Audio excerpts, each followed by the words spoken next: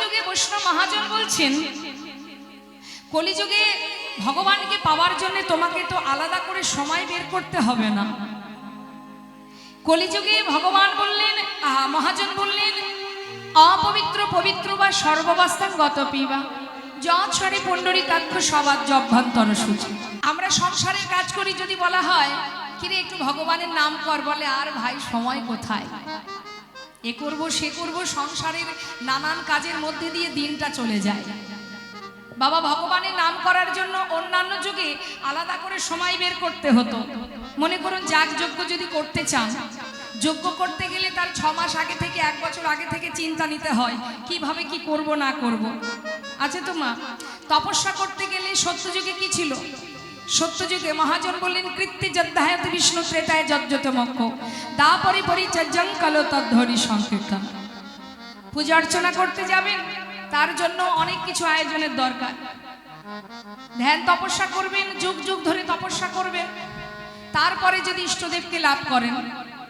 কিন্তু কলিযুগে কিচ্ছু আছে? কোনো আলাদা করে কিছুই করা লাগবে না। তোমার যে বদনটা আছে, যে বদনে আন কথা কুকথা বলছো, যে বদনে সর্বদাই পরনিন্দা পরচর্চা করছো, সেই বদনটা যদি তুমি গোবিন্দ সেবায় লাগিয়ে দাও, তোমার সমস্ত ইন্দ্রিয়গুলো গোবিন্দ সেবায় লেগে যাবে। নিতাই গৌর হরি বল। আর তো তার জন্য সময় স্থান কাল পাত্রের দরকার হয় না। তোমার বলবার শক্তি আছে। যারা কৃষ্ণ বলবে এই শব্দটুকু বলবার মতো শক্তি যাদের নেই, যাদের বাক শক্তি নেই, তাদের কষ্টটা অনুভব করুন। কিন্তু আমি বলতে জানি সে শক্তি ভগবান আমাকে দিয়েছে। কিন্তু আমি যদি সঠিক কথা না বলে আন কথায় মেতে থাকি, তাহলে হেলায় সময়টা আমি নষ্ট করছি। তুমি হাজার কাজ করো সংসারে, মুখে তুমি হরিনাম করো, বলতে থাকো, মহামন্ত্র জপ করো, চলতে কর্ম করতে যেভাবেই থাকো, যেখানে থাকো। শাস্ত্রে বললেন তুমি শুচি থাকো অশুচি থাকো, পবিত্র থাকো অপবিত্র থাকো, তাতেও কোনো দুঃখ নেই। যখনই হরিকে স্মরণ করবে, সেই মুহূর্তেই তোমার ভিতর বাহির পবিত্র হয়ে যাবে। তাহলে এত সহজ উপায় অন্য কোনো যুগে ছিল বাবা? ছিল না মা, এই যুগেই আছে, কলিযুগে। অতি সহজে, অন্যান্য যুগের চেয়ে এই কলিযুগে অতি সহজে ভগবানের চরণ পাওয়া যায়, যদি তুমি প্রকৃত অন্তর থেকে ভালোবাসতে পারো। ইহজগতের বিষয় সম্পদের মধ্যে ডুবে থাকলে কখনোই হবে না। তবে হয়তো আপনারা বলবেন, তবে কি বিষয় সম্পদে থাকবো না? নিশ্চয়ই তুমি থাকো, সেটা তোমার দায়িত্ব আর কর্তব্য।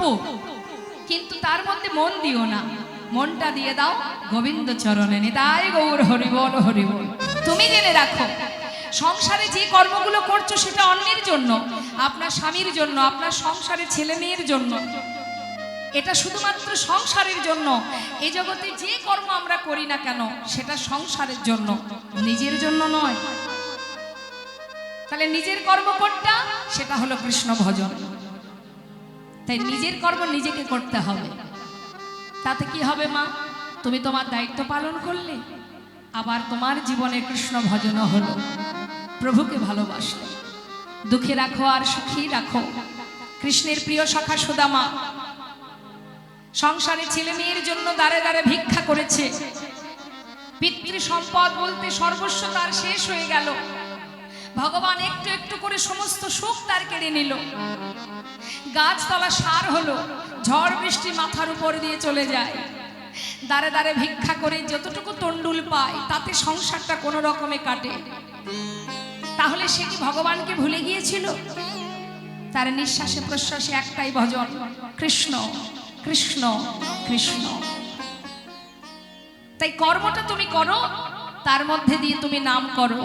তোমাকে দুঃখে রাখলেও তুমি সুখী, সুখে রাখলেও তুমি সুখী। এটাই হবে তোমার ভজন সাধন। হে প্রভু, যেমনই রাখো না কেন, তুমি তোমার সন্তান আমি, তুমি আমার পিতা, জগৎ পিতা তুমি। ভালো মন্দ সব তো তোমারই দায়িত্ব। হরি বল হরি বল। তাই জীবনে যদি কখনো দুঃখ আসে, জেনে রাখবেন বাবা, জীবনে কখনো যদি দুঃখ আসে মা, দুঃখ এলে ভেঙে পড়ার কিছু নেই। সুখ দুঃখ দুই ভাই, জীবনে আসবে যাবে, জীবনে আসবেই, দুঃখ আসবে সুখও আসবে।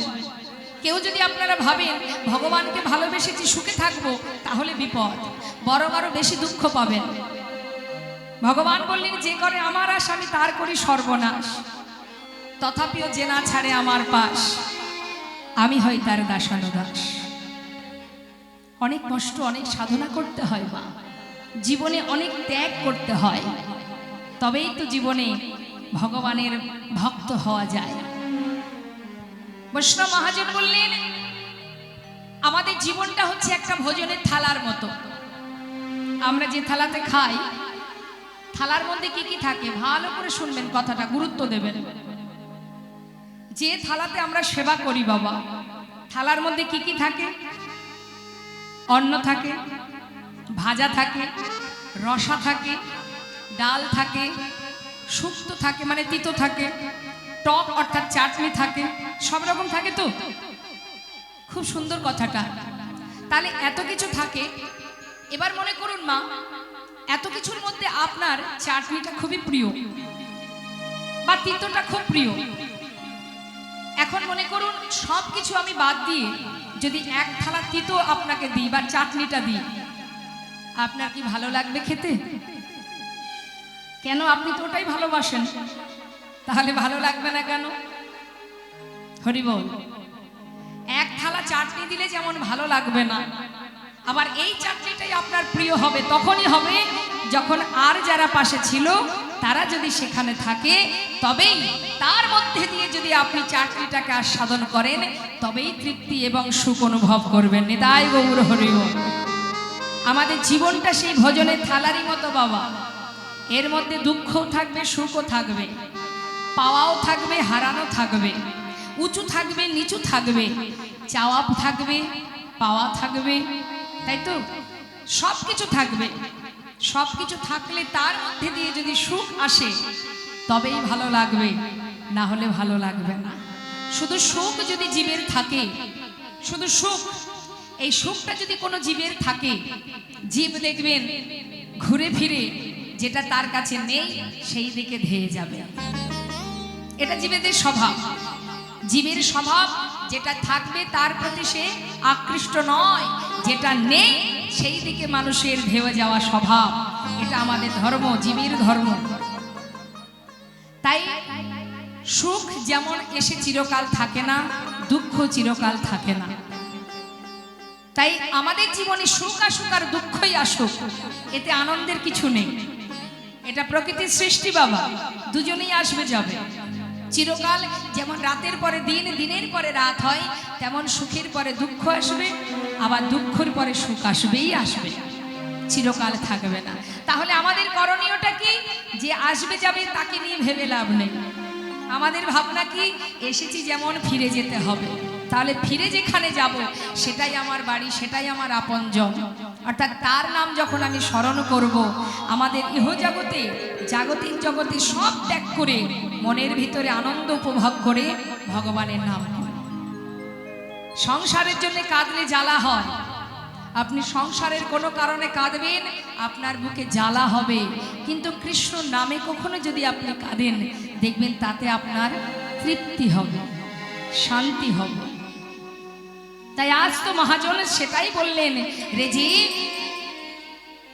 গৌরাঙ্গ বলিতে হবে পুলক শরীর, আনন্দ রাখো মনে, পুলকিত হও, হরি হরি বদনে নয়নে বহে নীর, দুফোঁটা বাড়ি বরিশন করো, আর কিচ্ছু নয়। ভগবানকে বশ করতে গেলে একটাই রাস্তা, অর্থ দিয়ে তাকে বশ করা যাবে না, পাণ্ডিত্য দিয়ে বশ করা যায় না। তাকে বশ করার একটাই উপায়, দুফোঁটা চোখের জল। তাই গৌর হরি বল। তিনি সব সইতে পারে, ভক্ত যদি তার জন্য কাঁদে তিনি সেটা সইতে পারেন না। তাই আজ মহাজন বলছেন, আপন আপন গুরুচরণ আশ্রয় করে যদি কেউ ডাকার মতো একবার ডাকতে পারে, যদি বলতে পারে আহা হে করুণাময়, গৌরহরিকে যদি পেতে হয় তার আগে আমাদের আশ্রয় করতে হবে দয়াল নিতাই চাঁদকে, কারণ তিনি হলেন জগৎগুরু। তাই মহাজনের পদাবলিতে বলছেন কেঁদে কেঁদে, হে প্রভু, হে দয়াল নিতাই চাঁদ, আরে কবি নিতাই চাঁদ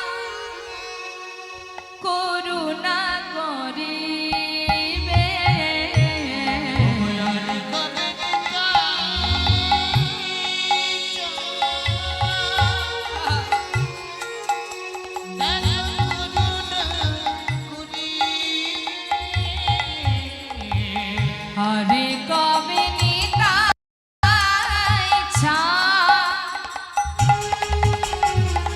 করুণা করিবে,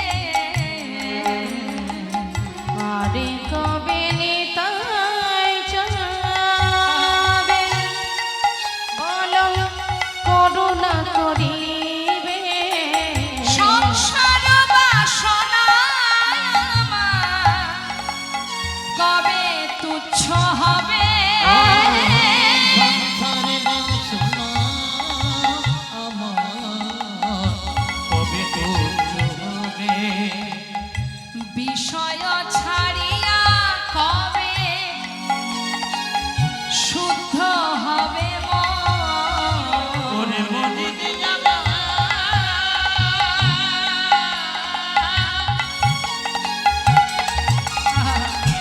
ওরে মনে রে আমার বিষয় ছাড়িয়া কবে শুদ্ধ হবে মন। বিষয় ছাড়িয়া পাবে আমার শুদ্ধ হবে গো। কবে যাব মধুর বৃন্দাবন, আমি যাব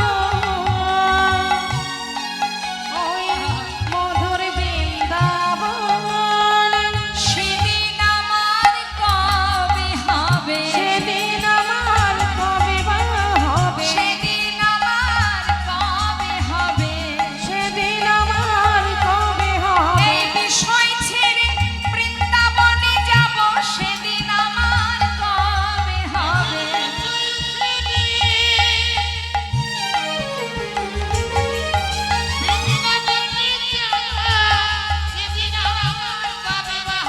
এই বিষয় ছেড়ে বৃন্দাবনে যাব, সেদিন আমার কবে হবে।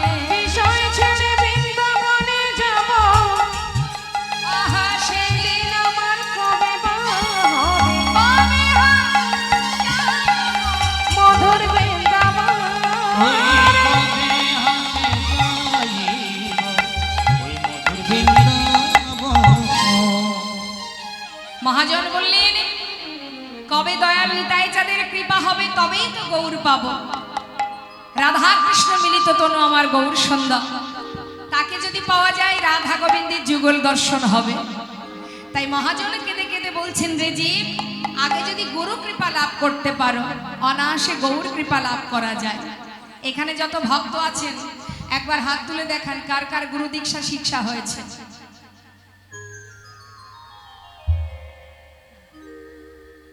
কি দীক্ষা শিক্ষা হয়েছে তো সবার? গুরুদেবের দেওয়া মন্ত্র মনে আছে? ভুলে যাননি তো? না যেদিন দিয়েছিল সেই দিনই রেখে চলে এসেছেন? মনে আছে তো? জপ করা হয়? বাবা খুব ভালো কথা। মহাজন বললেন গুরুর দেওয়া মন্ত্র সদা সর্বদাই জপ করো, তাতে কি হবে? ব্রহ্মাণ্ড ভ্রমিতে ভ্রমিতে যদি কোনো ভাগ্যবান জীব গুরু কৃষ্ণের প্রসাদে পায় ভক্তিলতা বীজ, গুরুদেব কি করেন? মালি হয়ে সেই বীজ করে অর্পণ, শ্রবণ কীর্তন জল করায় সিঞ্চন। তারপর কি হয়? ক্রমে ক্রমে বাড়ি লতা ব্রহ্মাণ্ড ভেদি যায়, বিরজা ব্রহ্মাণ্ড ভেদি পরম ব্রহ্ম পায়, তদুপরি যায় লতা গোলক বৃন্দাবন, শ্রীকৃষ্ণ চরণ কল্প বৃক্ষে করে আরোহণ। দায় গৌর হরি বল। তাই আশ্রয় তত্ত্ব গুরু কৃপা লাভ যদি করতে পারেন, যদি গুরু কৃপা হয়, মা গুরু কৃপা তো সবার ভাগ্যে হয় না। কৃষ্ণ কৃপা জগতময়, গুরু কৃপা কোন কোন ভাগ্যবান ভাগ্যবতীর হয়। তাই গুরু কৃপা যদি লাভ করা যায়, গুরুর কৃপায় যদি তোমার জ্ঞান চক্ষু প্রকাশিত হয়, জ্ঞানের আলো যদি প্রকাশিত হয়, তবেই তুমি গৌর গোবিন্দ চরণ লাভ করতে পারবে। তাই আজ মহাজন পদাবলিতে কেঁদে কেঁদে বলছেন, হে প্রভু একবার বলে দাও কবে তোমার কৃপা লাভ করতে পারবো। এই দিন চলে গেল, সময় গেলে তো আর পাবো না। কার হাতে কতটুকু সময় আছে আমরা কেউ জানি না। জানি কি? গল্প করতে কে না ভালোবাসে? দেখুন কত সুন্দর মায়েরা গল্প করছে, এদিকে তাকিয়ে দেখুন আমার বাবারা বসে আছে। আপনাদের থেকে বেশি পরিশ্রম করে আমার বাবারা, কিন্তু আপনাদের গল্প কিন্তু শেষ নেই। কি আমার মায়ের আবার কি সমস্যা হলো? কেউ হারিয়ে গেল নাকি? ও মা কি হইছে? যাক, জুতোটা হাতে করে নেবেন যেন পড়ে না যায়। আচ্ছা যেতে দিন। কোথায় যাচ্ছে? মাঝখানে এসে কেন বসলো কে জানে। যেতেই যদি হবে তা হরি বল। তা আপনি মায়েদের আমি বলবো, আপনারা কথা বলবেন না, মন দিয়ে আস্বাদন করুন, তাতে আপনাদেরই মঙ্গল। তাই আজ বৈষ্ণব মহাজনে পদাবলিতে বলছেন, যদি গুরু কৃপা লাভ করে দুঃখটা বাড়ি বরিশন করতে পারো, যদি মহামন্ত্র জপ করতে পারো, হরিনাম মহামন্ত্র তুমি যেভাবেই গ্রহণ করো না কেন, তুমি যদি অনিচ্ছাই করো, দেখবেন অনেকে আছে বাবা সাধুগুরুকে দেখলে, যারা নাস্তিক, ভগবানকে ভালোবাসে না, তাকে চেনে না জানে না, দেখবেন অনেকে জয়নিতায় হরে কৃষ্ণ, সাধুদের দেখলে ব্যঙ্গ করে। সাধু কি বলে? তথাস্তু। এইভাবে বলতে থাক বাবা, আবার বল, যতবার দেখবি ততবার বলবি। প্রতিবাদ করে? কোনো প্রতিবাদ করে না, বরং কি করে? আশীর্বাদ করে। আমাকে যতবার দেখবি ততবার হরে কৃষ্ণ জয় নিতাই বলবি। বলতে বলতে কি হবে? কৃষ্ণ গালি দিতে যদি কেউ করে কৃষ্ণ নাম উচ্চারণ, সেই নাম হয় তার মুক্তির কারণ। নিতাই গৌর হরি বল। অর্থাৎ কাউকে ব্যঙ্গ করেও যদি তুমি কৃষ্ণ নাম বদনে বলো, তাতেও তোমার কল্যাণ, তাতেও মঙ্গল। নামের এমনই শক্তি বাবা, যেভাবেই গ্রহণ করো না কেন, ইচ্ছাই করো আর অনিচ্ছাই করো, নামের যে ক্রিয়া সে দেখা দেবেই দেবে। তাই আজ পদাবলিতে বৈষ্ণব মহাজন, যার পদাবলিতে আমরা গৌর কথা শ্রবণ করছি, তিনি কি বলছেন? রূপ রঘুনাথ পদে করো দহিয়া, সেবার অভিলাষ মাগে ঠাকুর নরোত্তম দাস।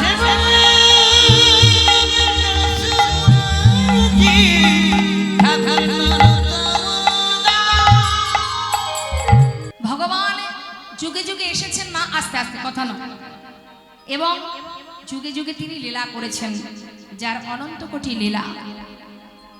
সেই লীলারই একটি ছোট্ট অংশ ভক্তের জীবনী কথা আমরা শুনব। যে ভক্তের নিবাস এই মুর্শিদাবাদ জেলার একটি জায়গা, যার নাম কান্দি। ওই কান্দির জমিদার, যার নাম গঙ্গা গোবিন্দ সিংহ, যার ভাইয়ের নাম রাধা গোবিন্দ সিংহ, দুই ভাই। এই দুই ভাইয়ের মধ্যে রাধা গোবিন্দ সিংহের কোনো সন্তান ছিল না, ছিল গঙ্গা গোবিন্দ সিংহের একটি পুত্র, যার নাম ছিল প্রাণ কৃষ্ণ সিংহ।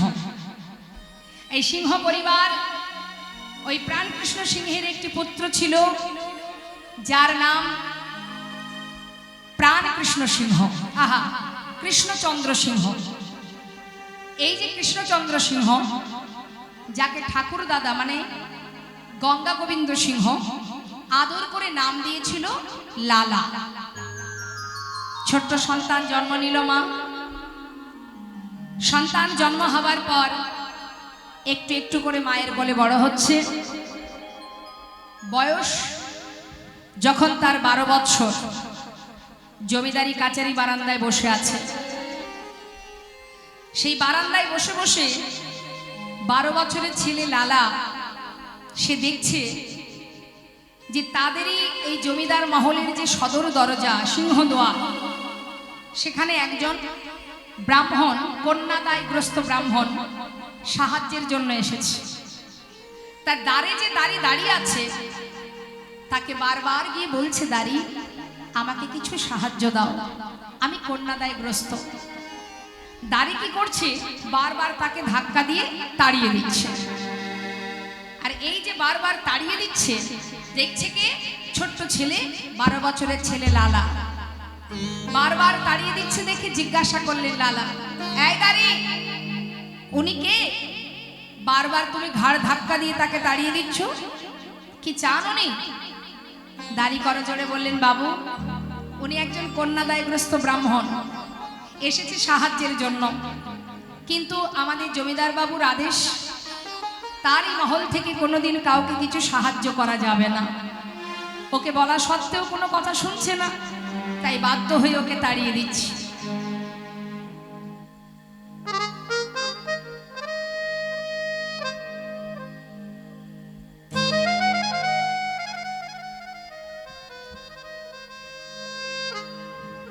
তখন সেই ছোট্ট 12 বছরের ছেলে বলে উঠলেন, শোনো, আমার পিতা মস্ত বড় জমিদার,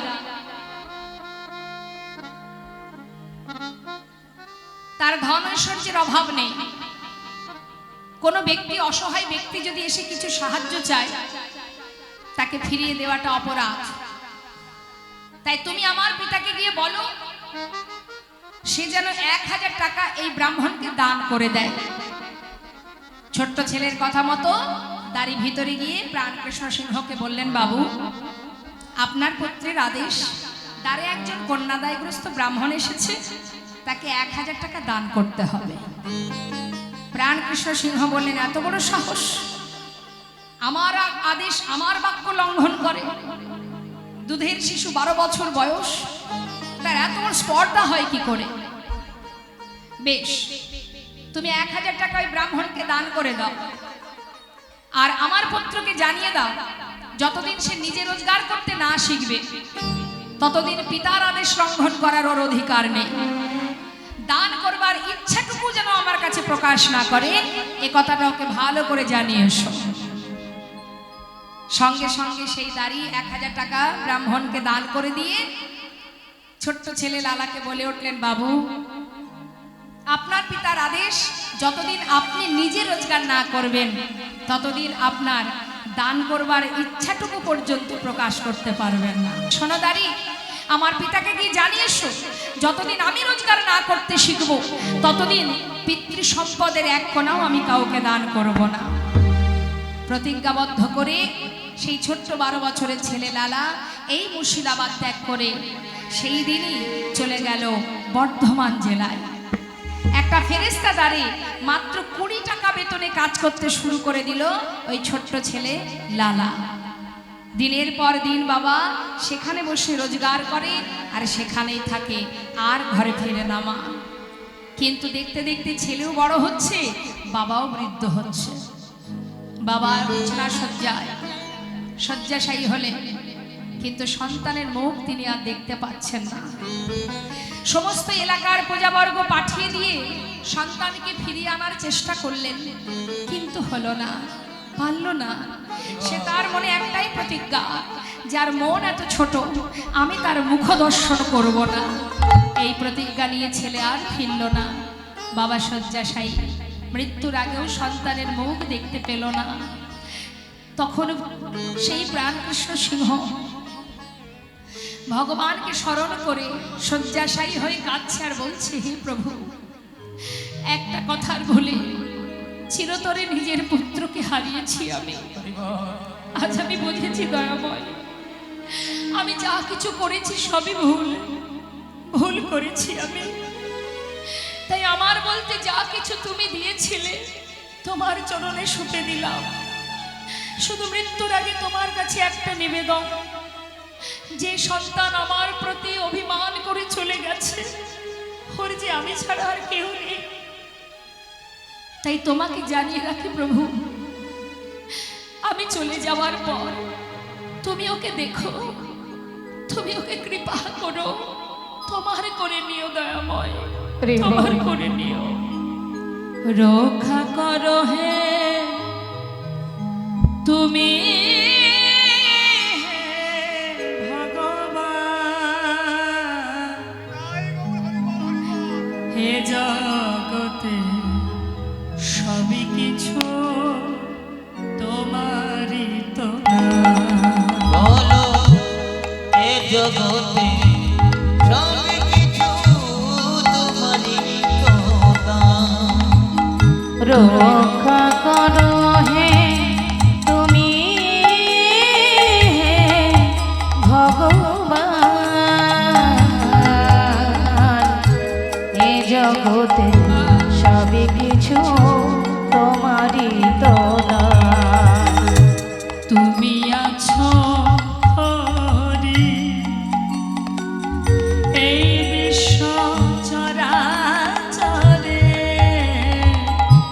তুমি আছো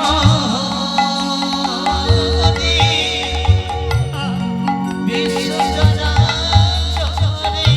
তুমি আছো হরি এই বিশ্ব চরাচরে শেষের দিনে হরি ডাকি গো তোমারে তুমি আছো রে বিশ্ব চরাচরে শেষের দিনে হরি ডাকি গো তোমারে রক্ষা করো হে ভগবান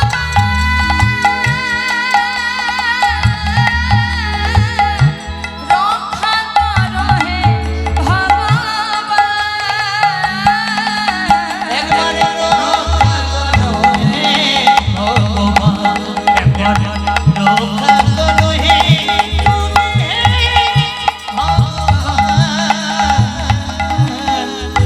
এ জগতে সব কিছু তোমারই তো দান এ জগতে সব কিছু তোমারই তো দান সন্তানের প্রতি ক্ষোভ দিতে জানাতে জানাতে ভগবানের চরণে কখন যে তার দেহ থেকে প্রাণ পাখিটা উড়ে চলে গেল। প্রাণ কৃষ্ণ সিংহ চিরতরে বিদায় নেবার পর সমস্ত এলাকাবাসী সবাই মিলে ওই বর্ধমানে গিয়ে লালার কাছে গিয়ে বললেন, বাবু আপনার যার প্রতি অভিমান ছিল সে তো চলে গেছে এই জগৎ ছেড়ে, এবার অন্তত আপনি ফিরে চলুন, না হলে জমিদারি রক্ষা করার আর তো কেউ নেই। সবার অনুনয় বিনয় শুনে সবার অনুরোধ শুনে এবার লালা আবার ফিরে এলো এই মুর্শিদাবাদে। ফিরে আসার পর জমিদারি হিসাব নিকাশ বুঝে নিয়ে এবার মনের সুখে জমিদারি রক্ষা করতে শুরু করলেন। দেখতে দেখতে লালার বিবাহের উপযুক্ত বয়স হয়ে গেল, তাই দেরি না করে সবাই মিলে এক সুকন্যার সন্ধান করে জমিদার লালার বিবাহ হলো। নেতায় গৌর হরিব।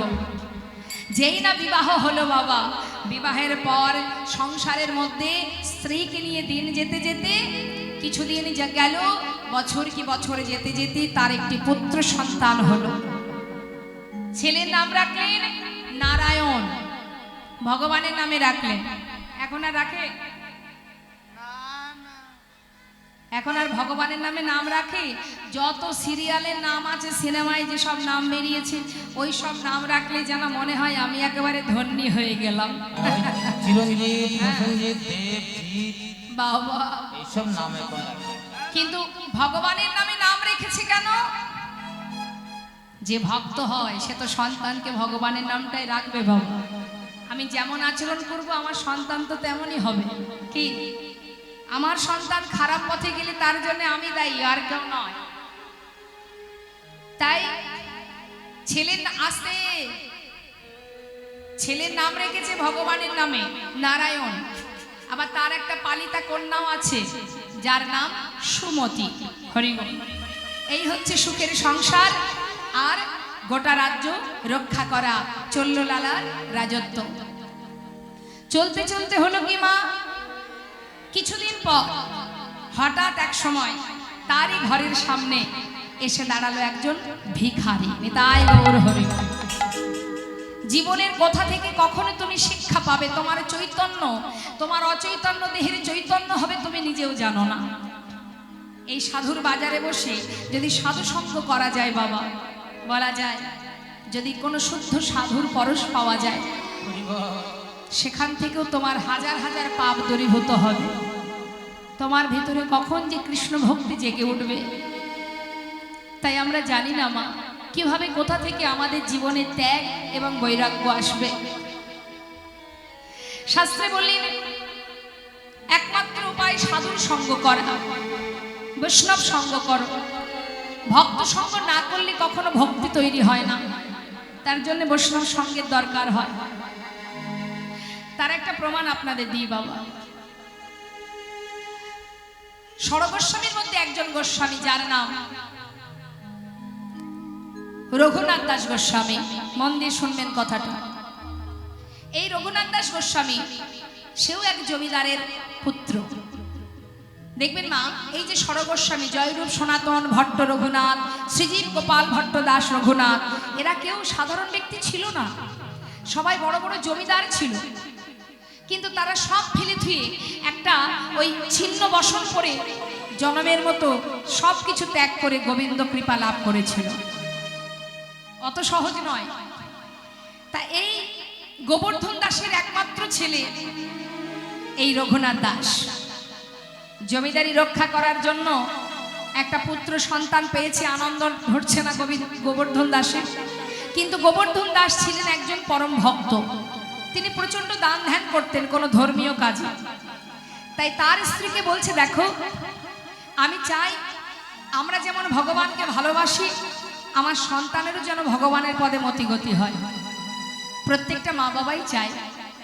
তাই ছেলেকে ধর্মের পথে মতিগতি করাবে বলে তার স্ত্রীকে বললেন, যেখানে সাধু সঙ্গ হবে, ভক্ত সঙ্গ হবে, ঘরের মধ্যে রেখে দিলে কখনো ভক্তি জন্মাবে না। বৈষ্ণব সঙ্গ করাও, ভক্তের চরণ ধুলি অঙ্গে মাখাও, তবেই তো একটু একটু করে ভক্তি তৈরি হবে। জয়নিতাই হরে কৃষ্ণ,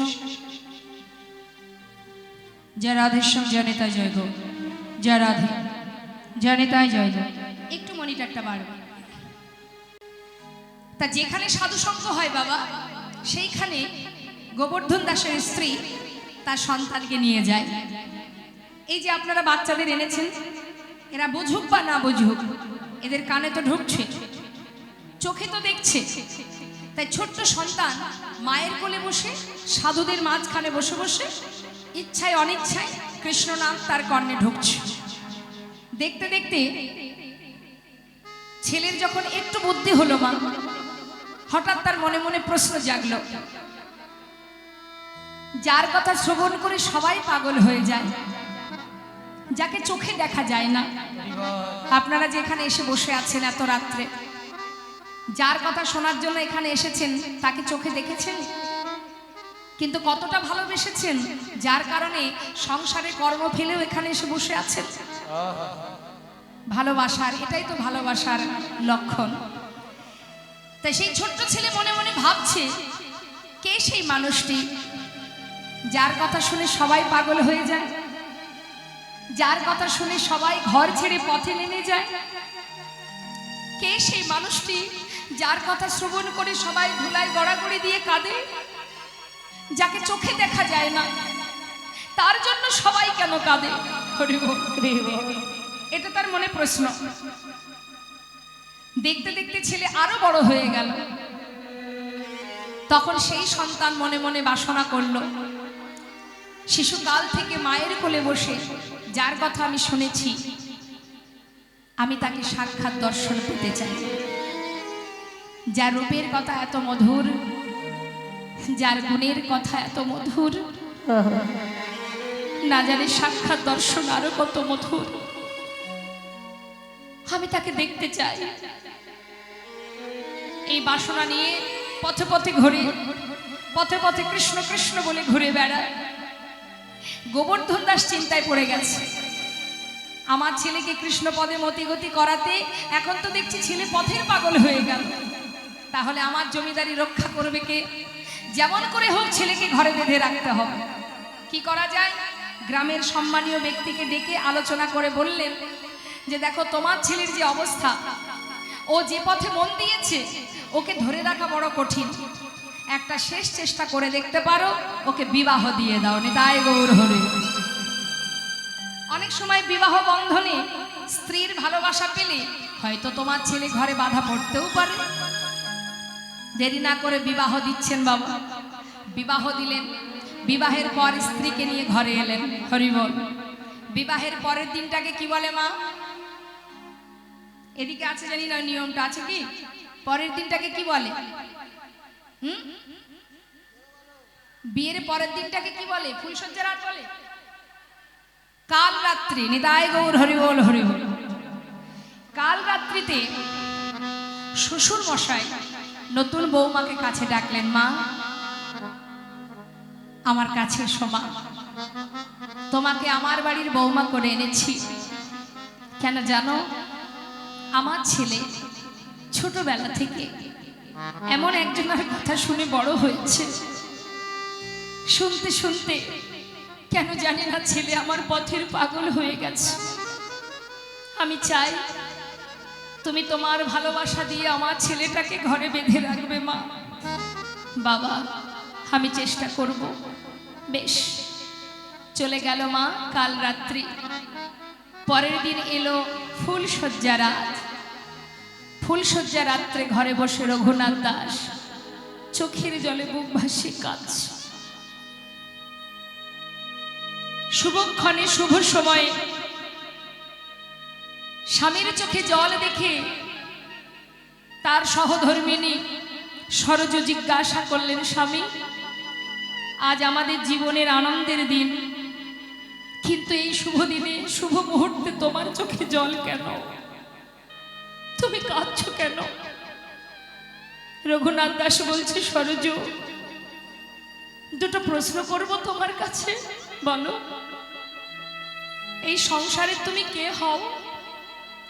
এই ঘরের বউ হয়েছি আমি, বৌমা হয়েছি আমি, আমি এই ঘরের কুলবধূ, বা আমার কে হও? আমি তোমার সহধর্মিণী। আচ্ছা সরজ, যে সহধর্মিণী হয় তার কাজ কি হয়? আমি তো জানি না স্বামী, তবে গুরুজনের কাছে শুনেছি সহধর্মিণীর কাজ হলো স্বামী যদি ধর্মের পথে যায় তাকে সহায়তা করাই সহধর্মিণীর একমাত্র কাজ। সরজ, ঠিকই বলেছ তুমি। তবে এবার তুমি শোনো, শিশুকাল হতে এমন একটা মানুষের কথা আমি শুনেছি, যার রূপের কথা, গুণের কথা, যার মহিমা শুনতে শুনতে আজ আমি এত বড় হয়েছি, যেন সরজ শুধু শুনেই গেছি, চোখে কখনো দেখিনি। তাই আমার মনে বাসনা, আমি তাকে একবার সাক্ষাৎ দর্শন পেতে চাই। আমি যখন পথে পথে ঘুরে বেড়াই, আমার পিতা তার প্রয়োজনে রাখবার জন্য আমাকে জোরপূর্বক আমার সাথে তোমার বিবাহ দিয়েছে। সরজ, তুমি তো আমার সহধর্মিণী, পারবে সরজ আজকের দিনে এই মুহূর্তে এই ফুলশয্যা ঘর থেকে চিরতরে ঘর ছেড়ে পথে নামিয়ে দিতে? বলো সরজ, তুমি পারবে? সরজ বিপদে পড়ে গেল। বাবা, কি করা উচিত আমার? একদিকে শ্বশুরের বাক্য, বৌমা, ছেলেকে তোমার ভালোবাসা দিয়ে ঘরে বেঁধে রেখো। একদিকে স্বামীর বাক্য, আমাকে বিদায় দাও। সরজ, আরে কার কথা শুনবো? কি করা উচিত? বসে বসে কাঁদছে ফুলশয্যা ঘরে বসে। হঠাৎ কিছু সময় পর মনে মনে ভাবলো, জগতে সবার কথা অমান্য করা যায়, শ্বশুরের কথাও অমান্য করা যায়, কিন্তু স্বামীর বাক্য লঙ্ঘন করা যায় না। স্বামী, হাত ধরো, আমি তোমায় বিদায় দিয়ে আসি। সরজ, তুমি আমায় বিদায় দেবে? তবে শুধু ঘর থেকে নয়, চেয়ে দেখো চারিদিকে প্রহরী আছে, পাছে তুমি ঘুমিয়ে পড়লে আমি যদি চলে যাই। তাই আমার পিতা চারিদিকে প্রহরী রেখেছে, শুধু ঘর থেকে বাহির করবে না, একেবারে বাহির দরজার বাহির করে দেবে। তাই হবে স্বামী, তাই হবে। হাতটি ধরে ঘর থেকে যেই না বাইরে বেরিয়েছে, চারিধারে প্রহরী দেখছে, তাই তো দুজনে একসাথে আছে। তাহলে আর জেগে থেকে লাভ কি? আর পাহারার দরকার নেই, চল আমরা নাকি সবাই ঘুমিয়ে পড়ি।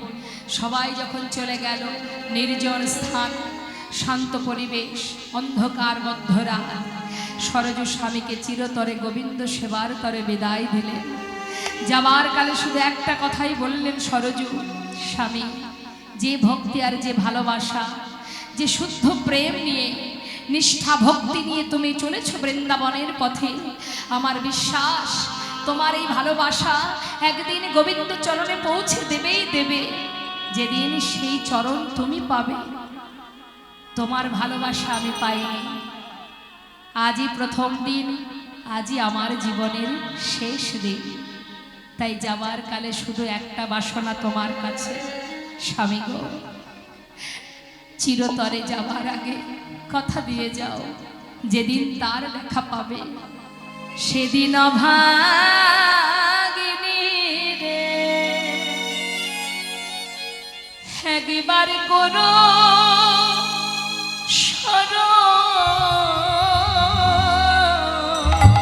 সেদিনে অভাগিনী রে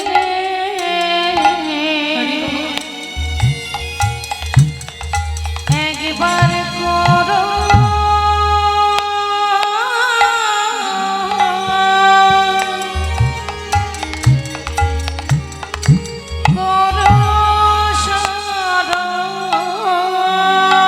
যেদিন পাবে তুমি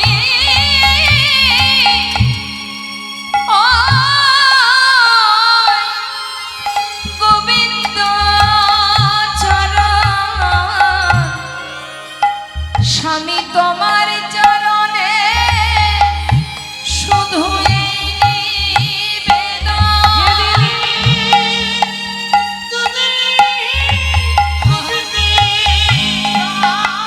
স্বামী তোমার কাছে আমার এই নিবেদন। স্বামী গোপনে দিদি গোবিন্দের চরণ স্বামী তোমার কাছে আমার এই নিবেদন।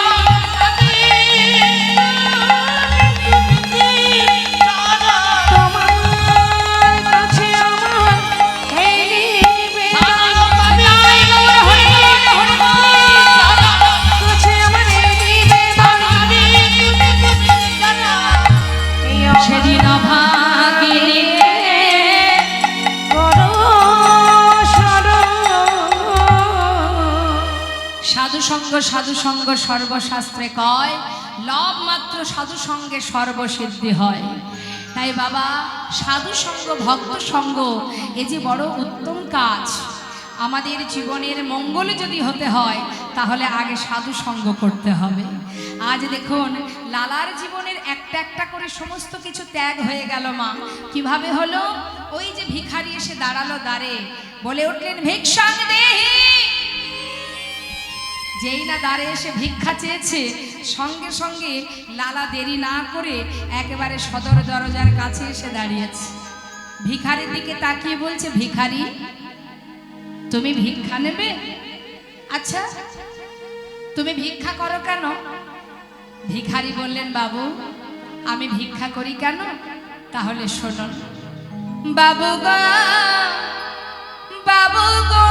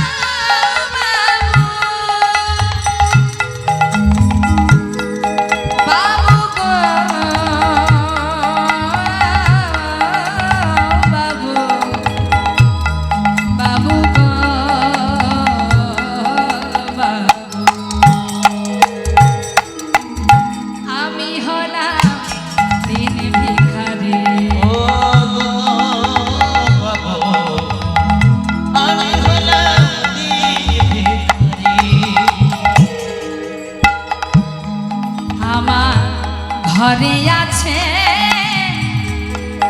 গিরিধারী,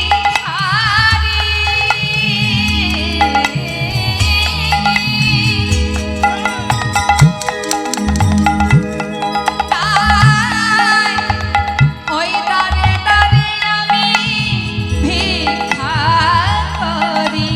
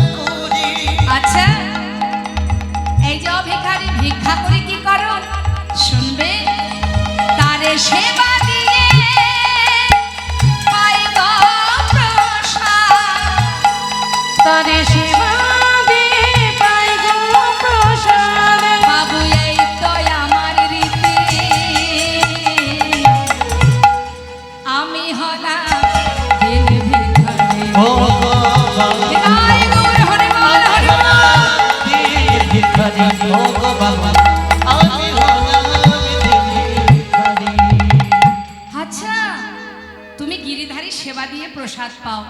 বাবা বাবা, দাঁড়াও দাঁড়াও, দেরি না করে লালা কি করেছে মা, দামি দামি রত্নের একটা পুটুলি বেঁধেছে। বেঁধে ভিখারিকে বলছে, ভিখারি এই নাও, এগুলো নাও। এতে কি আছে বাবু? অনেক দামি দামি রত্ন আছে। সে কি এগুলো দিয়ে কি করব? কেন, নিয়ে যাও, আমার মতো তুমিও ধনী হয়ে যাবে। ঠিক আছে বাবু, তাহলে আমি আসি। এই বলে মাথায় করে নিয়ে যাচ্ছে বাবা। আর লালা কিন্তু দরজার কাছে দাঁড়িয়ে আছে, দেখছে ভিখারি যাচ্ছে। কিছুটা পর যাবার পর কি করেছে, সেই রত্নের পুটুলিটা নিয়ে দূরে একটা জঙ্গলের মধ্যে ছুঁড়ে ফেলে দিয়েছে। আর যেই না ফেলে দিয়েছে, দূর থেকে দেখেছে লালা, চিৎকার করে বলে উঠলেন, এই ভিখারি, এত বড় স্পর্ধা তোমার, যা কিছু দিয়েছি তুমি ফেলে দিলে, কেন ফেলে দিলে? বাবু, আমি তো আপনার কথা মতোই সবই নিয়ে যাচ্ছিলাম, কিন্তু জানো বাবু, পথে নিয়ে যেতে যেতে হঠাৎ কে যেন আমাকে পিছন থেকে বলল, কোথায় যাচ্ছিস এগুলো নিয়ে? এর মধ্যে তুই সুখ পাবি, লালার মতো ধনী হতে চাস? ওরে ভিখারি, আমি তো তোর কাছে কখনো বলিনি আমাকে রাজভোগ খেতে দে, দাঁড়ে দাঁড়ে ভিক্ষা করে যা পাস আমি তো তাতেই খুশি, ফেলে দে, এগুলো নিয়ে যাস না, এগুলো ফেলে দে। আমাকে বারবার যেন বলছে, আরে ভিখারি আয়, আমার বলে আয়, আয় ভিখারি আয় রে ফিরে,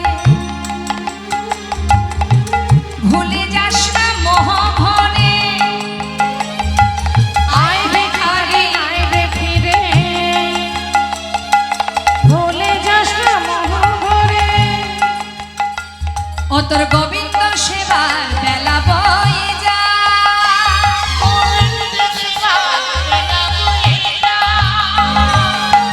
বিদুরের খোদে যেমন তোর ভিক্ষার অন্ন তেমন, বিদুরের খোঁজে যেমন তোর ভিক্ষার অন্ন তেমন, সেবা দিতে ভুল করিস নে আমার, সেবা দিতে ভুল করিস নে আয়। ওরে আয় ভিখারি আয় রে আয় ফিরে, ভিখারি আয় রে ফিরে, আয় ভিখারি আয় রে ফিরে, ভুলে যাস না মোহভরে, আয় ভিখারি আয় রে ফিরে, ভুলে যাস না মোহভরে, আয় ভিখারি আয় রে ফিরে, সেবা দিতে ভুল করিস নে আমায়। কি বললেন বাবা? বিদুরের খোদ যেমন তোর ভিক্ষার অন্ন তেমন। ভগবানকে পেতে গেলে, ভগবানকে ভালোবাসতে গেলে আমরা মনে মনে ভাবি যার অর্থ আছে ভগবান তার। ভুল। তোমার যেমনটা আছে ভগবান তাতেই খুশি যদি তোমার মধ্যে ভক্তি থাকে, যদি তুমি ভালোবাসতে পারো। তুমি যা দেবে তিনি সেটাই গ্রহণ করবে যদি ডাকার মতো ডাকতে পারো। তার জন্য বাবা ক্ষীর সর ননি মাখন দরকার হয় না। আমাদের এটারই অভাব আসতে, আমরা অনেক টাকা খরচ করি কিন্তু হৃদয় মাঝে ভক্তি থাকে না, থাকে শুধু হিংসা। আর হিংসা দিয়ে কখনো ভগবানের সেবা হয় না। হিংসা ছিল মহাভারতে কার? দুর্যোধনে, যাকে অবশেষে পরাস্ত হতে হয়। তাহলে মা, যদি তোমার হিংসাকে দূরীভূত করো, দেখবেন একে অপরের প্রতি হিংসা। কারোর যদি একটু উন্নতি হলো, ভালো হলো, পাশের জনের হিংসা শুরু হয়ে যাবে।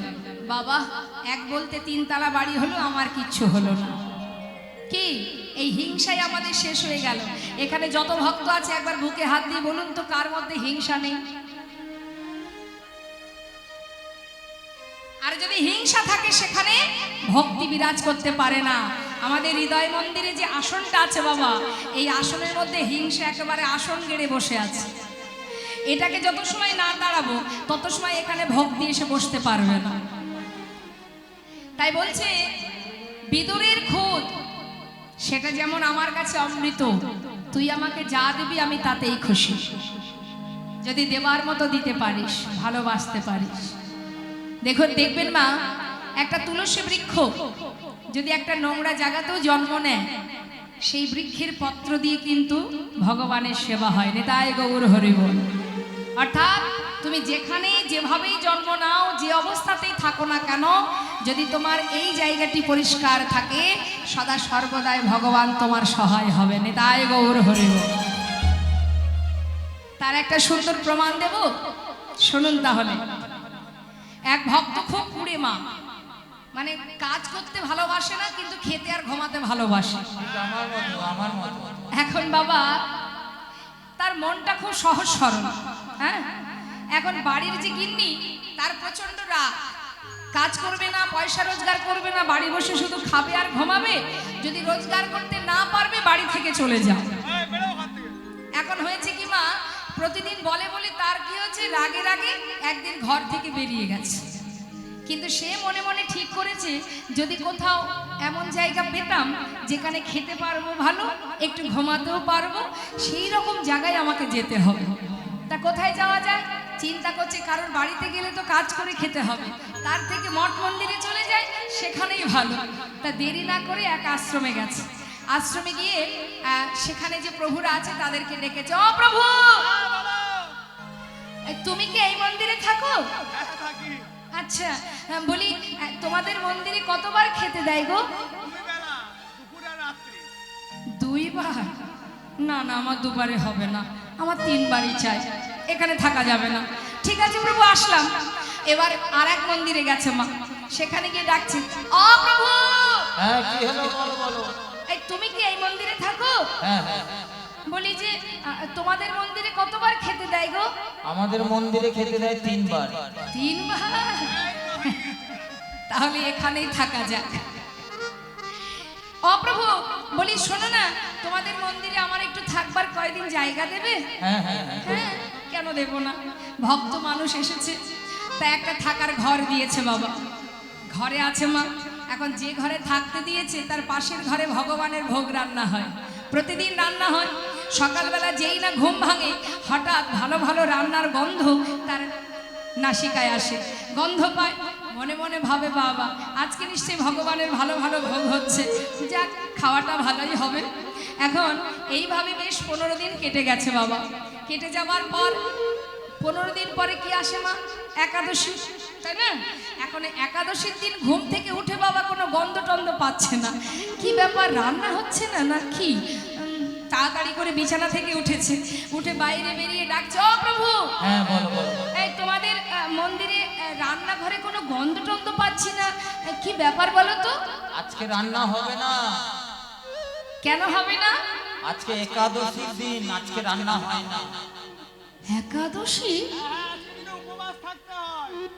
আজকে সে আবার কি উপবাস থাকতে জিনিস? হবে। আরে ফল জল খেয়ে থাকতে হবে, আজকে কোনো রান্না হবে না, অন্ন ভোগ হবে না। আমি তো না খেয়ে থাকতে পারবো না। বলছি শোনো না, ও প্রভু, বলছি যে তোমাদের এই মন্দিরের প্রধান গুরুদেব কে গো? এই যে প্রধান গুরুদেব। আমাকে একটু নিয়ে যাবে? এখন গুরুদেবের কাছে গেছে, প্রধান যিনি গুরুদেব। ও গুরুদেব, গুরুদেব আমি কিন্তু উপবাস থাকতে পারবো না গুরুদেব, মানে আমার কিছু খাওয়ার ব্যবস্থা করে দিন। এখন গুরুদেব দেখছে তাই তো সবে এলো, এখনই এত কঠিন নিয়ম দিলে ও তো পারবে না, আস্তে আস্তে অভ্যাস করাতে হবে। এক কাজ কর, ওকে কিছু চাল ডাল দিয়ে দে। এই শোনো, তুমি এখানে কিন্তু খাবে না, ওই নদীর ধারে চলে যাও, ওখানে গিয়ে কোনো রকমের রান্না করে নিজের মতো নিজে খেয়ে নেবে, কেমন? আর যখন তুমি খাবে তখন প্রভুকে দিয়ে খাবে। নিতাই গৌর হরি বল। কিছু চাল ডাল দিয়েছে, নদীর ধারে গিয়ে বাবা পাতালতা এক জায়গায় করে রান্না করেছে। যেই না মুখে দিতে যাবে মা, হঠাৎ মনে পড়ে গেছে গুরুদেব বলেছিল ভগবানকে দিয়ে খেতে। আমরা যেমন প্রভুকে নিবেদন করে সেবা করি, আর ও জানে সহজ সরল মন মা, সাদা সরল মন, তো সে জানে প্রভুকে দিয়ে খেতে হবে, মানে প্রভু আসবে তাকে খাওয়াতে হবে, তারপরে আমার খাওয়া। এবার সে আপন মনে পুকুর ধারে নদীর ধারে বসে ডাকছে, হে প্রভু রামচন্দ্র, হে কৃপাময়, হে দয়াময়, শিগগিরই এসো, তুমি না খেলে আমি খেতে পারবো না, শিগগিরই এসো প্রভু। ডেকেই যাচ্ছে, বারবার ডাকছে, কিন্তু প্রভু আসছে না। কি গো মা, আপনারা তো সেবা দেন, আসে ভগবান, আসছে না, কিন্তু সে ডেকেই যাচ্ছে। কেন ডাকছে? সে জানে প্রভু আসবে, তারপরে আমার খাওয়া হবে। এটাই তো ভক্তির লক্ষণ বাবা। আমরা জানি প্রভুকে নিবেদন করব, তারপরে সেবা করব। আর সেই ভক্ত জানে প্রভু এসে খাবে, তারপরে আমি খাবো। এটাই হচ্ছে ভালোবাসার শক্তি। কি করেছে, বারবার ডাকছে, প্রভু আসছে না। দেখতে দেখতে সন্ধ্যা হয়ে গেল, প্রভু আসছে না। আর যত সময় সে না আসছে, এও খেতে পাচ্ছে না। যখন সন্ধ্যা হয়ে যাচ্ছে বাবা, তখন মা পার্বতী বলছে, প্রভু আপনার মা সীতা বলছে, প্রভু দেখছো না কেমন করে ভক্ত ডাকছে, একটু খেয়ে আসলেই তো হয়। প্রভু বলছে, বলছো ঠিক আছে, ভক্ত এমন করে ডাকছে যখন, চলো যাই। আমি একা কেন যাব, চলো আমরা দুজনে যাই, দুজনে গিয়ে সেবা করে আসি। যেই না দুজনে এসেছে মা, একটু চাল ডাল তো। এখন দুইজনকে দেখে না তাদের দিকে হা করে তাকিয়ে আছে, আর মনে মনে ভাবছে, আমি তো একজনকে ডেকেছিলাম, দুজন এলো, এবার কি হবে, শেষে আমারই হয়তো আর কপালে জুটবে না। প্রভু দেখছে ভক্তের মুখটা শুকিয়ে গেছে। কি ব্যাপার, মুখটা এত শুকনো কেন? বলছি যে আমরা দুজনে এসেছি, তুমি খুশি হওনি? তাহলে সেবা করব। কি করেছে মা, আসন পেতে দুইজনকে সেবা দিয়েছে। যা ছিল বাবা সর্বস্ব দিয়ে দিয়েছে, দুইজনে সেবা করে চলে গেল, নিজের আর কপালে জুটলো না। নিতাই গৌর হরিবোল। হয়ে গেল একাদশী মা, উপোস হয়ে গেল। ঠিক তার 15 দিন পর গুরুদেবকে বলছে, ও গুরুদেব, বলি আরেকটু চাল ডাল দেয়া যাবে? হ্যাঁ আচ্ছা, তাহলে আরেকটু বেশি দিয়ে দাও। এবার দিয়েছে মা। সেদিনও কি করেছে, রান্না করেছে নদীর ধারে গিয়ে। নদীর ধারে রান্না করে সেদিন কিন্তু আর মা সীতাকে ডাকতে ভুল করেনি। দুজনকেই ডেকেছে, প্রভুকেও ডেকেছে, মাকেও ডেকেছে। দুইজনকে যেই না ডেকেছে, সঙ্গে করে আবার লক্ষণকে এনেছে। নিতাই গৌর হরি। যেই না লক্ষণে দেখেছে, একবার লক্ষণের দিকে তাকাচ্ছে, আর একবার সেবার থালার দিকে তাকিয়ে দেখছে। চিন্তা করছে, আমি তো তাকে ডাকিনি, এ কেন এলো? প্রভু বলছে, কি ব্যাপার, খুশি হওনি? হ্যাঁ, না হয়ে পারা যায়, এসেছো যখন খেয়েই নাও। তিনজনে মিলে সেবা করে চলে গেল। আজও কিন্তু মা কপালে জুটলো না। ঠিক তার 15 দিন পর গুরুদেবকে বলছে, গুরুদেব, বলে আর একটু দেবে নাকি? গুরুদেব ভাবছে, এ একবারে দুবারে হবে না, 3 সাজেই একে খেতে হবে, বুঝতে পারছি, আরেকটু দিয়ে দে। আবার চাল ডাল দিয়েছে। এখন চাল ডাল যেই না দিয়েছে, আজ কিন্তু বাবা লক্ষণকে ডাক্তার ভুল করেনি। মা সীতাকে, প্রভু রামচন্দ্র, লক্ষণ সবাইকে ডেকেছে। আর প্রভু কৃপা করে ভক্তের জন্য আর একজনকে এনেছে, সে হলো হনুমান। নিতাই হনুমানের দিকে তাকিয়ে মনে মনে বলছে, আমি তো তোমায় ডাকিনি, তুমি এলে, ঠিক আছে আজকে খেয়ে নাও, তারপর তোমাদের একদিন আর আমার একদিন। খাওয়া দাওয়া হয়ে গেল। যেই না প্রভু হাত ধুয়ে উঠে যাবে, এমন সময় কি হলো, কি হয়েছে? যাওয়ার আগে বলে যাও, এর পরের দিন আর কয়জনকে নিয়ে আসবে। যাও, দুঃখ নেই, কিন্তু আজ বলে যাও, পরের দিন আর কজনকে আনবে, আমিও তাহলে সেই মতো ব্যবস্থা করব। এখন প্রভু কোনো উত্তর না দিয়ে চলে গেলেন। আর এদিকে মা 15 দিন পর গুরুদেবকে গিয়ে বলছে, গুরুদেব, ও গুরুদেব, বলি তুমি তো আর জানো না ওই নদীর ধারে কত ভগবান আসে, বলি তুমি এক কাজ করবে, 15 কেজি চাল আর 15 কেজি ডাল আমাকে দাও। গুরুদেব চিন্তা করছে, ব্যাপারটা কি, দিনে দিনে তো শুধু বেড়েই যাচ্ছে, তবে কি এই হাটে বাজারে বিক্রি করে? আমি আজ পরীক্ষা করব, ওকে 15 কেজি চাল ডাল দিয়ে দে, ও নিয়ে যা। কিন্তু আজ আমি ভক্তকে সাথে করে নিয়ে যেয়ে দেখব যে ও এগুলো নিয়ে হাটে বাজারে বিক্রি করে নিশ্চয়ই পয়সা রোজগার করে। এবার কি করেছে মা, ওই 15 কেজি চাল ডাল নিয়ে নদীর ধারে এসে সেগুলো রেখেই ডাকা শুরু করে দিয়েছে, হে প্রভু রামচন্দ্র, মা সীতা, হে প্রভু লক্ষণ, তোমরা সবাই এসো। সবাইকে ডেকেছে। এখন 4 জনে চলে এসেছে। আসা মাত্রই প্রভু বলছে, কই সেবা করব, রান্না করনি? রোজ রোজ আমি রান্না করি আর তোমরা খাও। পারবো না, আজ পারলে রান্না করে খাও। কি আর করবে, প্রভু দেখছে কিচ্ছু করার নেই, বিপদে পড়ে গেছি এখন। তাড়াতাড়ি করে মা কৌশল্যা, মা কৈকেয়ী, মা অন্নপূর্ণা সবাইকে স্মরণ করেছে। সবাই এসে তড়িঘড়ি রান্না শুরু হয়ে গেছে। নিতাই গৌর হরিবল। এখন ভক্ত ডেকেছে তো, ভগবান এসে উপস্থিত। এদিকে গুরুদেব শিষ্য নিয়ে আসছে। কেন? এই ভক্তকে পরীক্ষা করার জন্য যে চাল ডাল নিয়ে এসে কি করে। এখন গুরুদেব এসে কিন্তু ভগবানকে দেখতে পাচ্ছে না, দেখছে ভক্ত বসে আছে গাছের তলায়। জিজ্ঞাসা করছে, ভক্ত তোমাকে যে চাল ডাল দিলাম সেগুলো কি করলে? এ কি গুরুদেব? গুরুদেব এই তো রান্না বান্না হচ্ছে, তুমি দেখো রান্না হচ্ছে। সে কি কথা, কই আমি তো দেখতে পাচ্ছি না। দেখতে পাচ্ছ না? ছুটে গিয়ে প্রভু রামচন্দ্রের কাছে গিয়ে বলছে, প্রভু আমার গুরুদেব সে এসেছে আমাকে দেখার জন্য। আজ আমি প্রভু সেবা দিচ্ছি কিনা তার প্রমাণ চাই। তুমি একবার কৃপা করে তার দেখা দাও। সহজ সরল মন। প্রভু রামচন্দ্র বললেন, দেখো ভক্ত, তোমার শুদ্ধ মনে তুমি আমায় স্মরণ করেছ, তাই আমি তোমার সামনে এসেছি। কিন্তু তোমার গুরুদেব তোমাকে পাঠিয়েও তার মনের ভিতরে সন্দেহ হলো যে সে আমায় সেবা দিচ্ছে নাকি অন্য কিছু করছে। তাই যার মনে এমন ভাবনা, আমি তো তার দেখা দিতে পারবো না। গুরুদেব, আহা প্রভু, তুমি যদি দেখা না দাও তাহলে গুরুদেব যে আমায় ভুল বুঝবে। প্রভু বললেন, বেশ, যদি গুরুদেবকে দেখতেই হয় তাহলে তুমি এক কাজ করো, তোমার গুরুদেবের অঙ্গ স্পর্শ করো, তোমার পরশ পেলেই তবেই সে আমায় দেখতে পাবে। তাই ভক্তের কৃপায় আজ গুরুদেব, শিষ্যের কৃপায় গুরুদেব দেখলেন, ভগবানের দর্শন পেলেন। এই সুন্দর দৃষ্টান্তের এটাই অর্থ বাবা। যদি শুদ্ধ মনে ভক্তি ভরে কেউ কাউকে ভালোবাসে, ভগবানকে যদি ডাকতে পারে, তাহলে ভগবান সেই ভক্ত চরণে যুগে যুগে দাস হয়ে পড়ে থাকে। ডাকার মতো ডাকতে হবে, তার জন্য আর কিচ্ছু দরকার হয় না।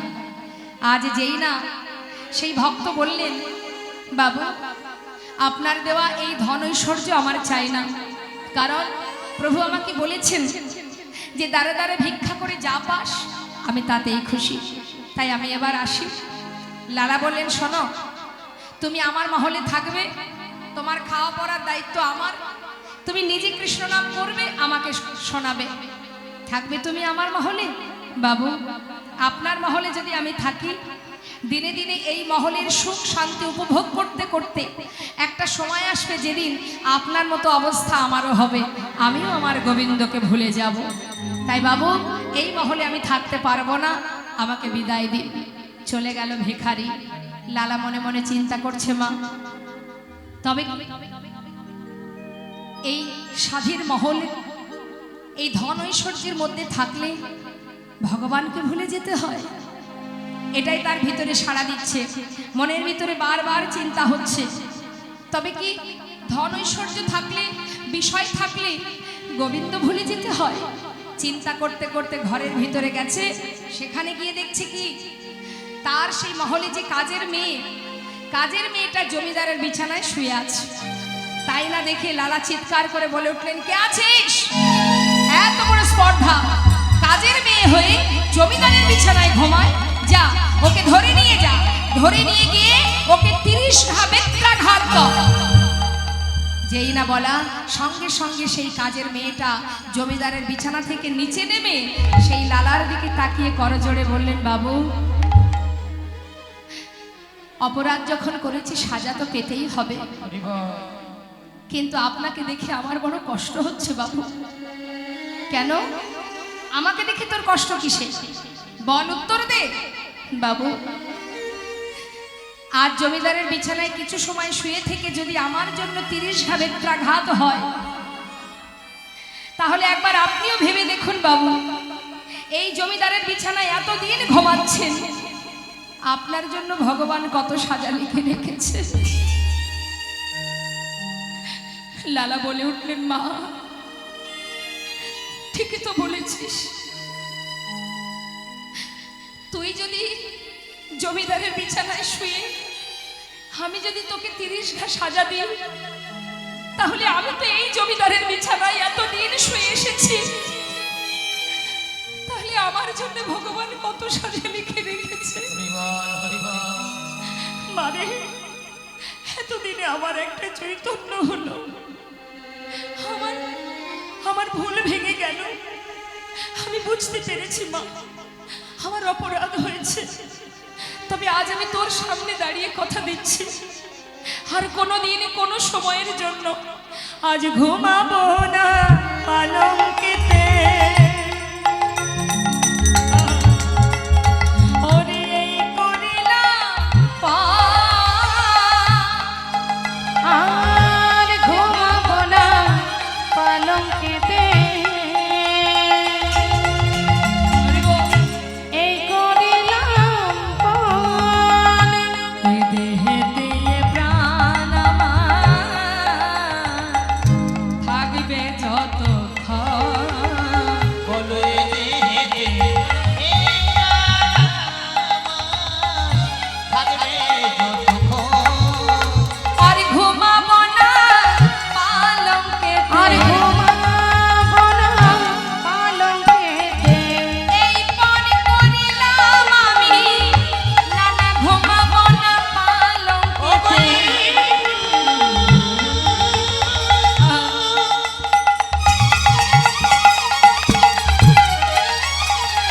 হরি বল।